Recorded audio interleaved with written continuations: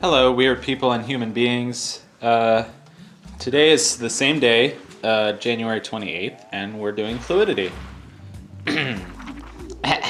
Sorry, I got to clear my throat. I know it's very annoying. And we are going to go to the, what is this, the left page, the right page? I wasn't paying attention. I think this is, if that's the entrance over there, then I guess this is the right page. Although,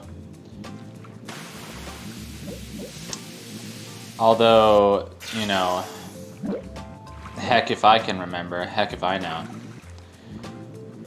So, man, I just ate like a lot of crackers and hummus, and like, it's probably gonna make my stomach feel like, ooh, I don't know. Just, it's weird. It's just like, being indoors all day is just like having the munchies constantly. And it's like, I don't know. If you have like a great lunch, but you feel like, you know, it's something that upsets your stomach, like some delicious chili, but it's like, am I gonna have heartburn from this later? I don't know. It's just like, and then it's just like having the munchies all day. Especially because, I don't know, it's just something about being in the house all day. And it's just something about me. Maybe I just need better impulse control. Maybe I'm, you know, my metabolism. So you can probably see what's, I missed this rainbow flower. So I exited the level and came back to it, and that's what that cut was. So you get to see me do this all over again, and there's the rainbow flower. We got it, yeah. I remember this puzzle from the first time I played it. I like that huge fish just hanging out. I remember this puzzle being kind of hard. There's some things that are kind of difficult, like, you know, navigating around the lava and doing these jumps requires some skill, if you can call them jumps. It's really just aiming the trajectory of the water so that it doesn't, oh yeah, and oh no, I'm thinking of a puzzle that we did later that uses rubber ducks. This is just fish. But I love that. I love all the rubber ducks and fish and stuff in this game. This is definitely Rhode Island or Massachusetts. I mean, come on, look at these pretty lighthouses. Yeah. Hello? Yeah. Anyway. So, going over here. A lot of this stuff, there's like a wind tunnel, so that you can't just go over it with the cloud. But if we squirt over it, then we can do that.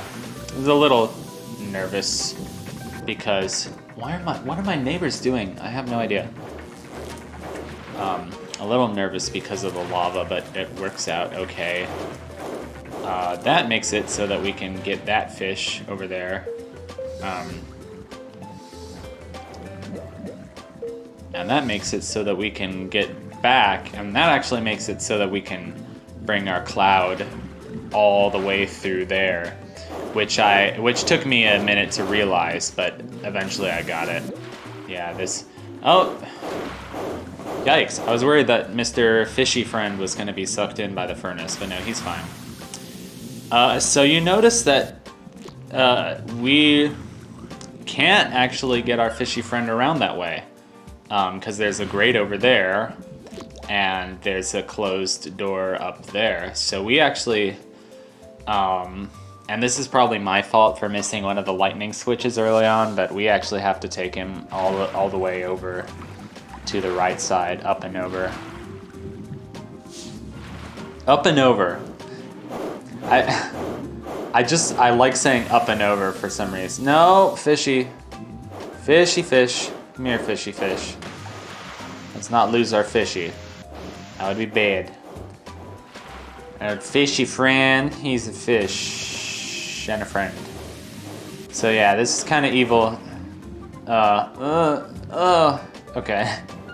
Sorry, I just make weird sounds because of the weird physics in this game. We're having a hard time with this. We really are. Maybe instead of squirting up there, we can just jump. Okay, one more time. We're gonna get this. Hang in there. So squirt onto the no. Come on. What you can do is squirt onto the first platform and then just jump. Yeah. See? Don't over complexify.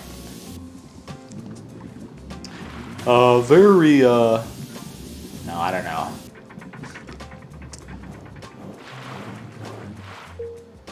He was, I hate that when I'm trying to think of a quote for something, but I have a really awful time doing. The proliferation of... I can't do it. It's been such a while since I watched Maynard Moose that I can't just... I think he says uglified at some point. He just makes up a lot of weird words, and it's funny. And I think he combines words, like he combines proliferation with some other weird word because he's a moose and he gets words wrong. That's a very, weird thing. Like, if you don't know what Maynard the Moose is, then I'm not going to be able to explain it. It's just like a children's entertainer who has a moose puppet and tells stories in this moose voice. And it's very good. Weird video glitch there. Probably a cut between recordings. And it's still on this puzzle. I told you, it's the part of the game where you realize it's a very slow-paced game. It's like, gonna be here for a while, folks. Better get some popcorn. So anyway. I've been up to some antics. I've been replaying the Mango Plumo games, which were a nice part of my childhood. Some of my favorite computer games as a childhood. As a child. From my childhood as a child. Because I didn't grow up playing Nintendo games. I got into Nintendo games more in middle school, but I played a lot of educational computer games as a kid. Mango Plumo is kind of similar to Freddy Fish and Pajama Sam, although I never played those as a kid, but now that I'm aware of them, they look really nice. I've talked about Freddy Fish for a second in my videos, I think, before. Good old Ron Gilbert, kind of one of the early pioneers of LucasArts and adventure games. Good adventure games, because there was stuff that was really unfair and hard, and then LucasArts always is still hard by today's standards, but they made it a little better. And yeah, Mango Plumo is a pretty old game. Probably not as old as some of those LucasArts games, but it sometimes doesn't always work the way it should on my computer, because it's I didn't have QuickTime to begin with, and I had to get some old, out-of-date version of QuickTime to be even able to run the game. And I was just whatever. So the game has some problems with its cutscenes, but otherwise works like a charm. And there's the second fish. Other antics I've been up to include getting FamiTracker on my computer, which is basically an emulator that lets you compose music as if it was an NES. So it's it's kind of a if you're a complete beginner to the program, which I am, it's a very overwhelming interface to look at because it's just a bunch of numbers flying past you, and letters and numbers, and it's like, well, this ain't music. What? But I think it's cool. I think it would be really fun to learn how to write for it. So I'm getting a sort of a hang on how instruments work. It's basically you can set up a whole bunch of instruments, and the instruments have different rules, like I have to say, like, they have a volume envelope, but then I would have to explain to you what an envelope is, which I don't know. It's probably well, we got nothing better to talk about except for this duck mini game, which this duck mini game is pretty fun. It's like duck basketball. It's like ShopRite. It's like some dumb ShopRite commercial, except not really. So I like how I started off with a hard one first. I like how this is kind of a theater, and it's got those old-timey spotlights at the front of the stage, which kind of look like seashells, except not really. Yeah, I know they're like old-timey, like opera spotlights. I did not realize that was a solid object that you couldn't go through. Again, I did not realize that the rope or cable or whatever was a solid object. So let's try this again. And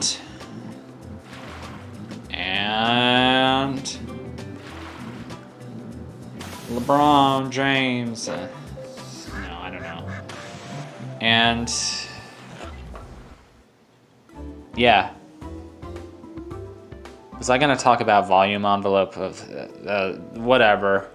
Just watch the next episode for more shenanigans. It'll be good. Bye.